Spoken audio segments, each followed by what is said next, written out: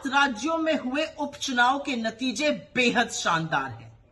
India गठबंधन 13 में से 10 सीटें जीता है, एक पर एक इंडिपेंडेंट की विजय हुई है। भारतीय जनता पार्टी वाले 13 सीट लड़े थे, 11 सीट पर हारे हैं, मात्र 2 जीते हैं।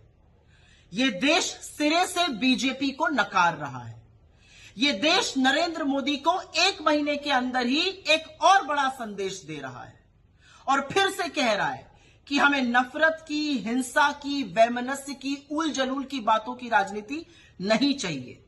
हमें अमन चाहिए, हमें शांति चाहिए, हमें चैन चाहिए, हमें मोहब्बत चाहिए, हमें प्रगति चाहिए। यह देश कह रहा है कि नीट पर चर्चा चाहिए। यह देश कह रहा है कि मणिपुर के घाव पर मरहम चाहिए। यह देश कह रहा है बेरोजगारी और महंगाई से निजात चाहिए। एक संदेश प्रभु ने भी दिया है।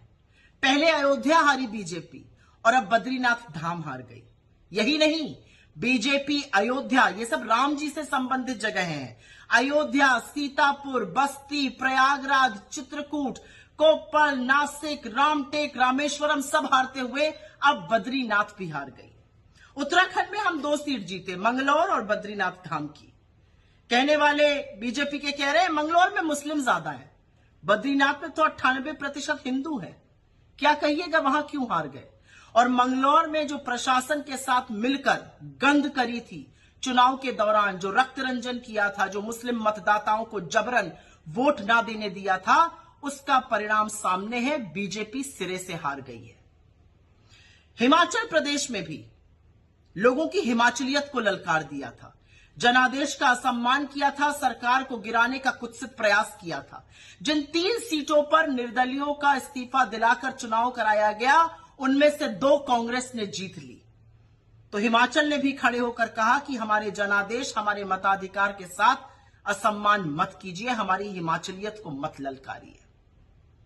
यह देश जाग चुका है। इस देश का हिंदू, इस देश का मुसलमान, इस देश के युवा, महिला, किसान, मजदूर सब जाग चुके हैं और वो एक स्वर में कह रहे हैं कि देश में राजनीति हमारे मुद्दों पर, हमारी चीजों पर होनी चाहिए। और वो एक स्वर में नरेंद्र मोदी की नापाक राजनीति को नकार रहे हैं। वो इंडिया गठबंधन के साथ खड़े हैं, मोहब्बत वाले लीडर के साथ खड़े हैं, मुद्दों को उठाने वाले लीडर के साथ खड़े हैं।